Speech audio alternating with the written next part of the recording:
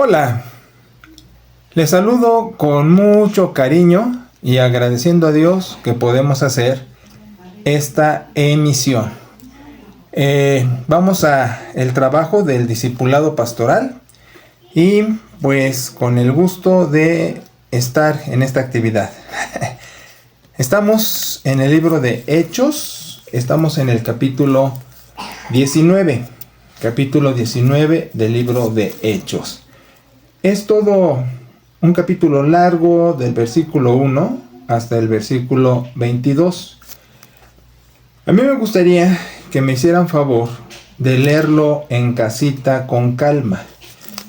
Yo no lo leo a detalle porque siento que pierdo la atención del receptor cuando voy el detalle de los versículos y la lectura y siendo tan larga. Mejor se las platico y ustedes me hacen favor de leerlo en casita, ¿sí? Bueno, el tema le estoy llamando sentido común. Y lo que llama la atención es que no es el común de los sentidos. Lo que sucede es una situación complicada. Miren, les voy a decir. En el mundo cotidiano requerimos inteligencia, requerimos que la gente sea capaz para desenvolverse en la vida, en sus trabajos, en sus quehaceres, en todo lo que compete su ejercicio del día. Y hay gente más destacada que otra. Y el sentido común se refiere a esa capacidad, intuición, inteligencia, perspicacia de saber cómo actuar, de saber qué hacer. Miren, la inteligencia se puede dividir en varios aspectos. Una es la inteligencia que le decimos el coeficiente intelectual, el IQ, que mide la capacidad de razonamiento. Qué tan hábil es alguien para razonar, para retener información. Aquí uno se puede ir con la finta de la memoria. A veces se ha asociado a la memoria con la inteligencia, pero no es necesariamente el caso. Es nada más la capacidad de retener información. La otra inteligencia es la que se logra con la formación que da la información. Esa, le diríamos, es la de los mataditos, los nerds, los ñoños o como se le diga, que están macheteando y sacan muy buenas notas, ¿verdad? Pero esa inteligencia puede ser muy volátil porque puede olvidar la información que nada más adquiere en ese momento. Otra inteligencia es la inteligencia que le decimos social. La inteligencia social es la capacidad de relacionarse, de tener vínculos por años y muy buenas relaciones con las personas que han cultivado a lo largo de los años. Saberse manejar entre la gente. El don de gentes, diríamos, ¿no? Otra inteligencia, diríamos, es la sabiduría. La sabiduría puede ser prima hermana del sentido común, pero no siempre, porque el sentido común, insisto, como que es la perspicacia, es ser listo, es ser ágil para hacer algunas cosas en su momento, en su oportunidad, bien hechas.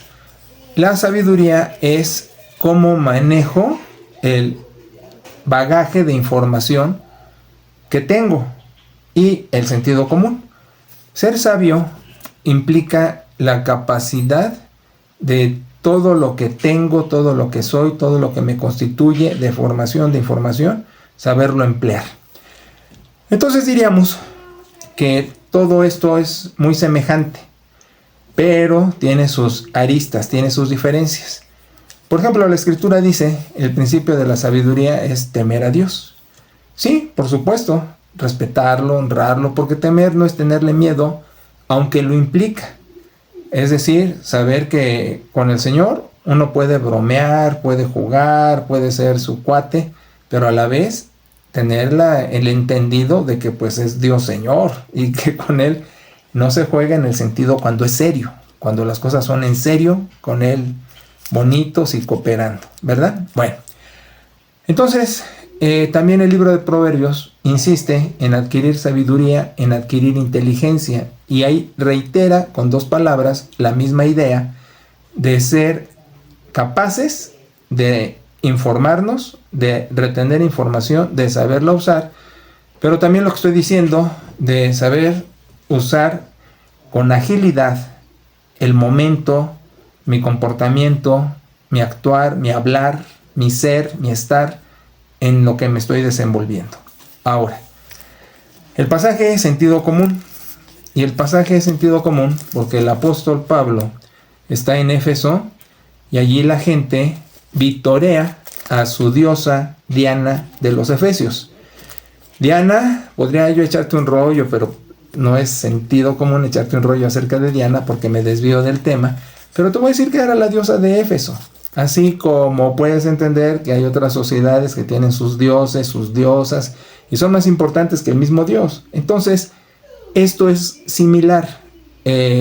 Esta ciudad, Megápolis, tenía su diosa, y era Diana. Y pues todo el mundo le honraba. Incluso después de esta sección, vamos a entrar a otra sección donde viene un conflicto, pero ya lo veremos. Por lo pronto, está el apóstol en medio de esto. Ahora, él obviamente está haciendo su labor misiológica, ¿sí? Está yendo a lo que tiene que hacer, el pregón del cristianismo. Lo llamamos querigma, que es comunicar lo que ha entendido de Jesucristo y lo que ha oído que han dicho otros de Jesucristo y lo que puede encontrar por escrito que ya había algo acerca de Jesucristo. Todo eso, querigma, lo estaba pronunciando, ¿sí? Porque quería ganar adeptos a la nueva religión. Ahora sí, nueva religión, porque en ese paganismo politeísta que proliferaban muchísimas religiones, dentro de ellas el judaísmo, pues la nueva religión era el cristianismo, aunque curiosamente la primera generación de judíos convertidos al cristianismo creían que el cristianismo era el plus del judaísmo. Por decírtelo así, haz de cuenta que el judaísmo era una escalera, y en esta escalera el peldaño último es el de ser cristiano, pero dentro de los judíos. Entonces es curioso cómo entendían esto, ¿sí? Al ser cristianos, que entendemos que Jesús era judío y que entendemos muerte, resurrección, periodo mesiánico con Cristo, el último Mesías, por decirlo así, entonces somos los aplicados del judaísmo haciéndonos cristianos, pero dentro de la rama judía. No pensaban que se separaban del judaísmo. Fíjate que eso ha sucedido en cada movimiento reformador, porque este es un movimiento reformador que lleva su grado de revolución. La diferencia de reforma y revolución es que la primera es más de influencia y la segunda es más de violencia. Aunque tenemos un apartado en la historia de reformadores magisteriales que, aunque es reforma, es violenta. Es interesante la semántica y cómo en la antropología social y todo eso clasificamos los nombres y los términos, pero pues es una reforma lo que está sucediendo, aunque va a tener también su grado de violencia, donde se va a implementar una nueva religión. Y aclaro una vez más que aquí sí tenemos que decir una nueva religión. Yo entiendo que las gentes nos dicen a nosotros que tenemos otra religión porque no somos católicos.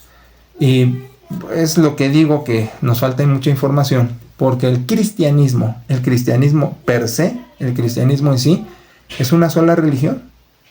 Las denominaciones, es decir, los grupos cristianos dentro del cristianismo, como denominaciones entonces, somos las ramas.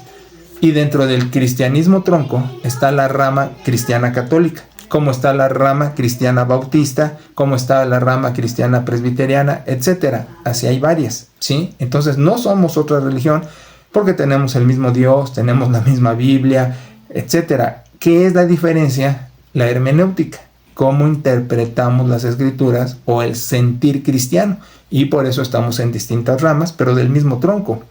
Aquí la diferencia es que sí es otra religión, porque pues está Diana, que no tiene nada que ver con el tronco cristiano, están los judíos, que no tienen que ver con el tronco cristiano, aunque he explicado que creían que eran el plus los judíos convertidos al cristianismo del judaísmo.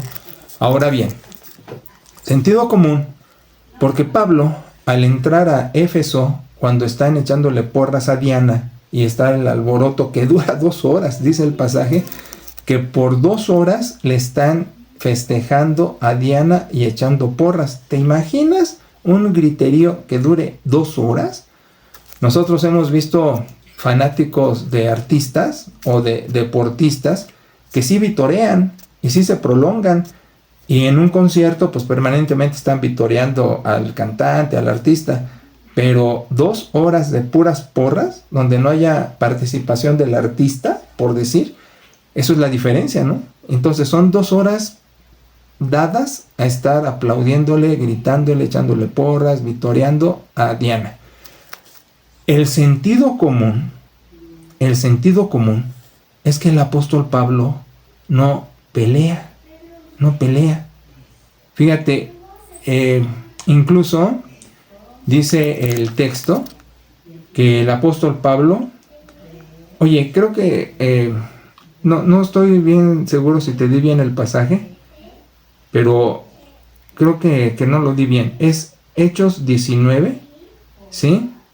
Desde el versículo 23 hasta el versículo 40, ¿sí? Entonces, corrigiendo que había dado mal el texto, el pasaje habla que por 2 horas le están echando porras a Diana, y que el sentido común del apóstol es no rebatir. Deja que la marea lleve su curso y cauce.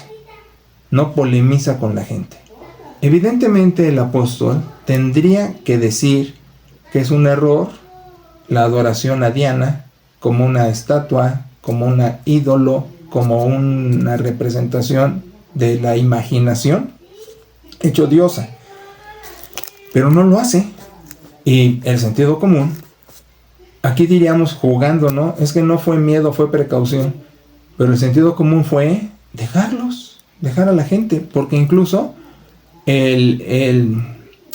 había un personaje, ¿sí?, judío, que quiso también como que aplacar a la gente, que tuviera más tranquilidad con esas exclamaciones, un funcionario político judío, y la gente pues obviamente no le hizo caso.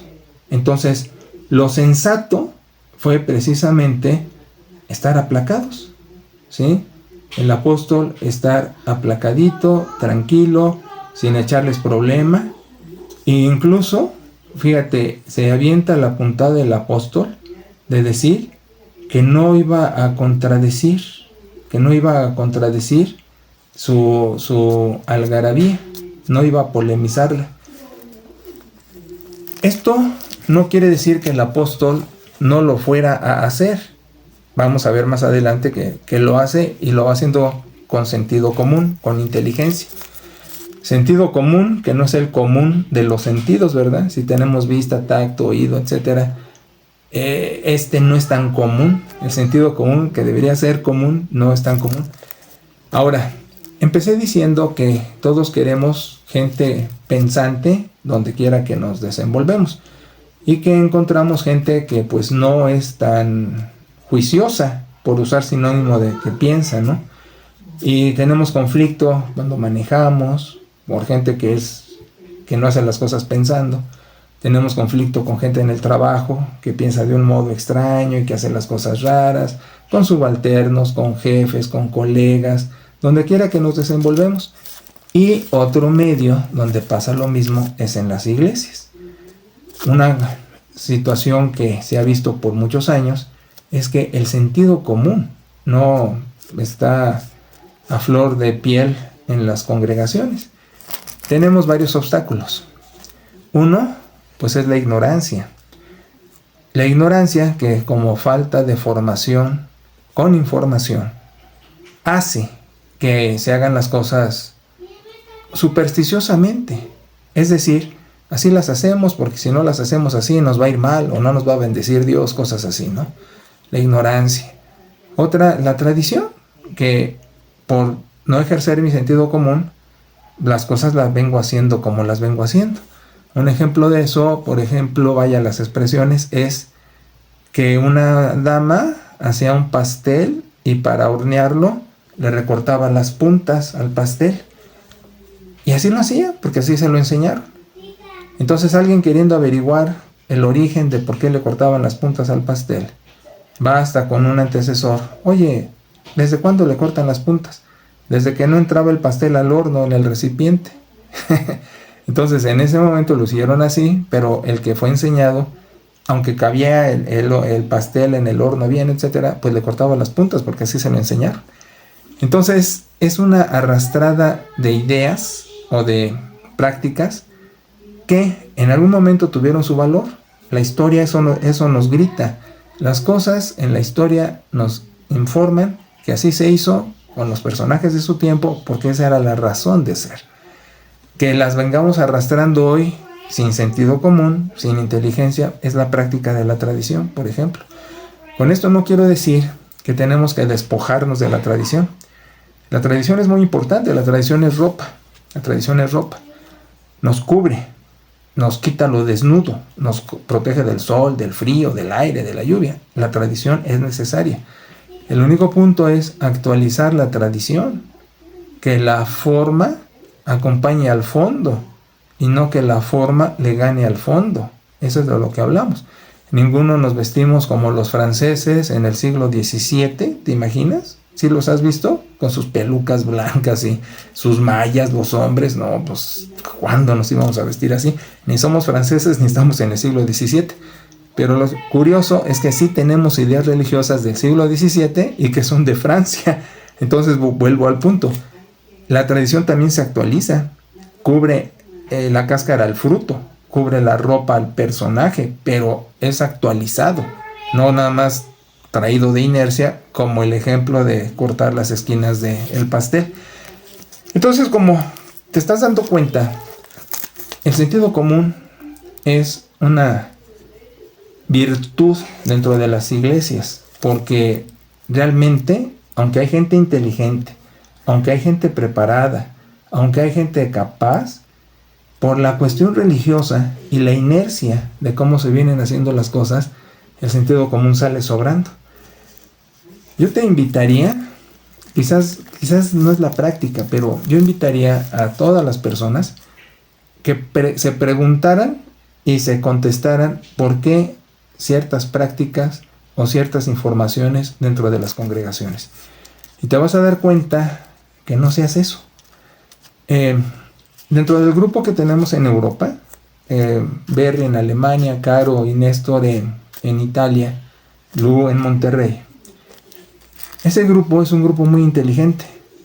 Ahora, no quiero decir que es más inteligente que el que tenemos en Puebla o en Jalapa, en Zacapo, en Morelia. No, todos son inteligentes. Lo que me refiero es, como ellos no estaban acostumbrados a este tipo de información, en sus tareas del instituto están haciendo muchas preguntas y a la vez están contestando y están diciendo: yo me preguntaba esto, ¿por qué hay que hacer esto? ¿Por qué hay que hacer lo otro? ¿Cuál es la razón de ser? Y esa curiosidad llevada en preguntas es el reflejo del sentido común, inquiriendo, investigando la razón de ser de las prácticas religiosas. Perdona que lo comente, pero yo mismo lo hacía. Como oveja, muy joven, 16 años, en una congregación, yo me preguntaba: ¿y por qué están haciendo esto así? ¿Cuál es la razón de que se haga esto así? ¿Por qué se reparten las galletitas así? Y por estos personajes. En fin, me hacía muchas preguntas que no tenían respuesta, porque si las hacía era mal visto, porque pues así se hacen las cosas, o no preguntes, solo hazlo. Y en la práctica religiosa, una de las cosas prohibidas es hacer preguntas o que la gente tiene que aceptar las cosas tal y como se están dando, sin razonamiento, sin sentido común. Aquí en liderazgo tenemos mucho que ver. Mira, en quienes presiden las iglesias son gente buena, teme a Dios, le ama y le quiere servir. No le echamos tierra a nadie por su buen corazón y su disposición de servir, y que sinceramente quieren hacer las cosas bien para Dios y para la iglesia, ¿no? Pero uno de nuestros graves problemas como gente que preside en las iglesias es la falta de formación. Y al tener falta de formación, no estamos informados y no informamos bien. Y al hacer eso, entramos en confusiones donde entra la tradición traída de otras épocas, o viene la superstición de decir, es que esto no se platica, esto no se pregunta, esto solo se acepta porque así es.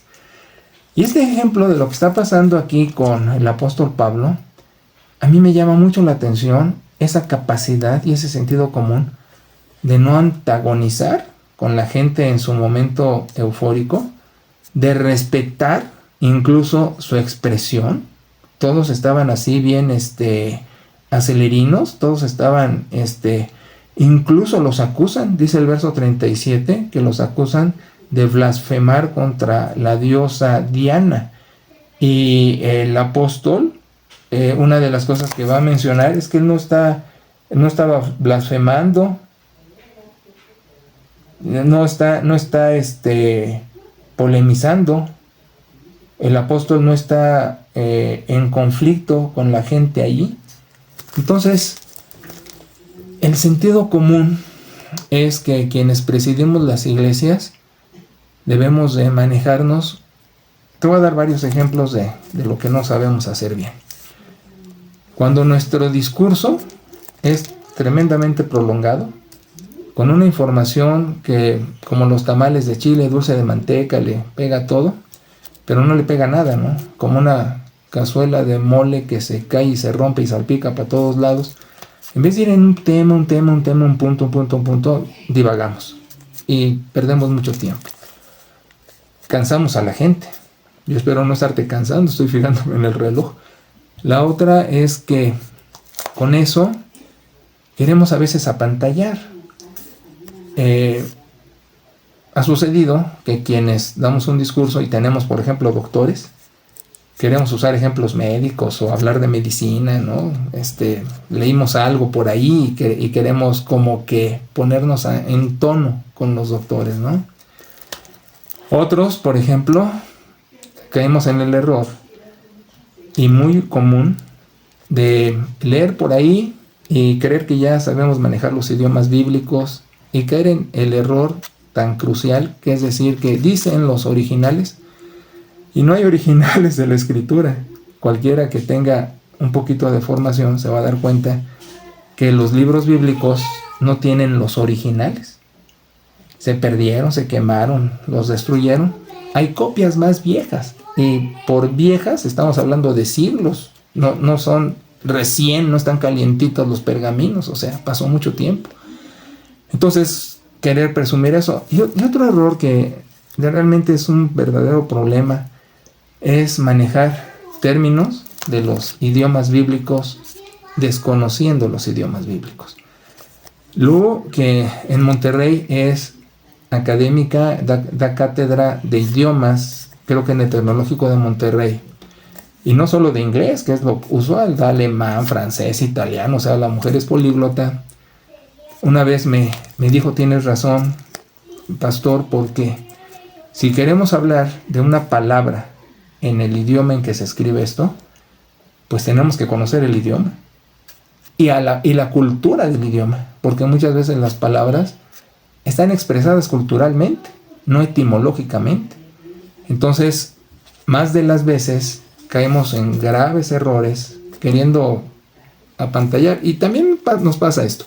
Si en nuestra audiencia hay un personaje formado en teología, con posgrado y habiendo sido docente, y quiero ponerme en su nivel y usar términos bíblicos y palabras bíblicas en el idioma de la Biblia, pues voy a hacer el ridículo porque me voy a estar equivocando. ¿Cuántas veces no nos habrán querido corregir y decir, mira, mejor cállate porque estás desatinado? Y no se hizo eso por respeto a la audiencia y al momento y lo que estaba pasando, ¿verdad? Pero eso es muy común, muy común. Adornarse y es que esta palabra del idioma bíblico, pero sin conocer el idioma, sin manejarlo, sin traducirlo, sin conocer culturalmente cómo se emplean las palabras en esos léxicos, pues hace daño porque es una información falsa, equivocada. Nada más está parándose el cuello el personaje en turno con eso. Eso es muy, muy problemático en las iglesias. Sentido común, sentido común. ¿Cómo Pablo puede estar en Éfeso al momento de que la gente está prendida, en el momento en que no es oportuno su discurso, que no es oportuno antagonizar, que no es oportuno enseñarles cómo es el asunto con Dios, la fe, y callar y dejarlos aplacados y decir, yo no vengo a echar problema, yo no vengo a pelear con ustedes, casi diciéndoles, no, pues si quieren adorar a Diana, pues adórenla, es su asunto, ¿no? Sentido común. En las iglesias nos falta tanto eso, no solo de parte de los protagonistas que presidimos, sino también de las ovejas. Preguntarse, contestarse, preguntar, no solo, ahora sí que como se dice, ¿no? La borregada asimilando, escuchando, etcétera, sino a ver, ¿por qué estás diciendo eso? ¿Qué información factual te sostiene? Es decir, ¿en qué estás documentado para decir lo que estás diciendo? ¿Cómo lo puedes demostrar? Etcétera. Hay muchos modos en que las ideas prevalecen, pero el sentido común lleva a que primero se investiga y después se declara. Vamos, como el método científico, pues, ¿no? Y bueno, como hipótesis también está sujeto a prueba y a examinar. Y eso es lo que no sucede en las congregaciones. Por eso hay tanta gente, pero de veras masas, como aquí con Dianita, masas en confusión, en error, en tradición, en superstición, y ahí están cómodos. Es maravilloso. Ahora, te voy a decir otra cosa también. Un pregón superficial jala, porque la gente, para todos nosotros es más fácil bajar de nivel que subir. Siempre, pues no nos gustaba más el recreo que las clases. Entonces, cuando algo nos demanda razonamiento, preferimos lo contrario, bajar, oír cosas nada más, como Dios es bueno, Dios es grande, qué bueno, te ama, te quiere, échale ganas, cree, punto, sin razonamiento, nada más información superficial o ideas que no llevan reflexión, y las recibimos porque son más fáciles de recibir, no nos gusta pensar. John Stott, un líder de iglesia británico, hace un siglo, 2 siglos, hizo un libro que decía creer también es pensar. Y cuando ese libro se difundió en una reunión de pastores, precisamente queriendo que los pastores pensaran y sufriendo el personaje que quería que los pastores se animaran a trabajar la cabecita, dentro de la masa, solo uno dijo, oye, tienes razón, creo que tenemos que pensar los pastores. Uno dentro de 30, 40 pastores. Entonces, si desde allí empezamos mintiendo, diciendo que hay originales, dando información falsa de el manejo del idioma que no conocemos, con palabras que no sabemos su trasfondo ni su etimología, aferrándonos a un texto en castellano, cuando con una traducción no solo de un exégeta, sino una traducción más actualizada de las escrituras, nos damos cuenta cómo vienen descifrados los apelativos al Señor, etcétera, y insistimos que solamente una versión en castellano es la fidedigna, pues estamos haciendo de la gente, la verdad, un problema. Fíjate que hay en las iglesias gente con criterio y con inteligencia, con sentido común, y que sufre que no es el estándar, y que para hacer cosas como congregación, contenidos, relaciones con otras iglesias, etcétera, pues sí hay que bajar de nivel, porque no se dan a entender, y va a haber más polémica que bendición sobre algunos aspectos, y eso se sufre. Un aforismo dice: si discute el intelectual con el ignorante, el que baja es el intelectual, no sube el ignorante. Entonces, ¿qué problema? Y como para decirle adiós, ¿no? ¿Por qué puede haber gente capaz, inteligente, informada? ¿Dónde son los garbanzos de a libra? Y el resto es como los de Éfeso, ¿no? La gente que nada más está exclamando porras a su Diana. Y hay eso, y no puede penetrar. Organizaciones de iglesias que son verdaderos situaciones de ignorancia, de tradición, de superstición. Una cosa con la que se organizan las iglesias bautistas en México son los artículos de fe.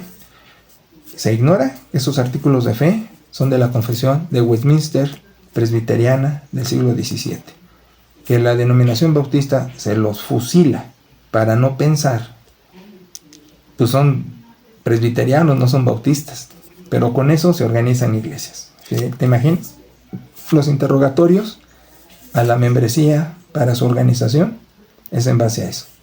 Y los los principios bautistas, los 7 principios bautistas, que son originales de los bautistas y que tienen un mundo de enseñanza y de contenido bíblico, no se emplean.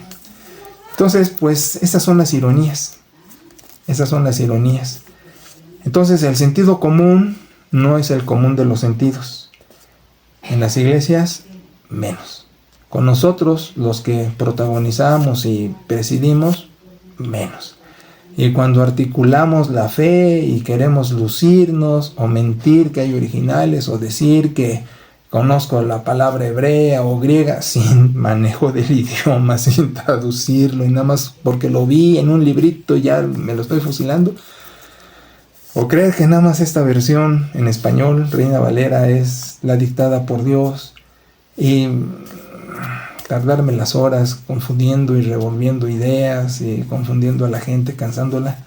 Son graves errores que tenemos nosotros, mea culpa, nosotros los que presidimos, predicamos y hacemos no tan bien a las congregaciones. Aunque insisto, los pastores merecen nuestro respeto porque son gente que ama a Dios y le sirve de corazón.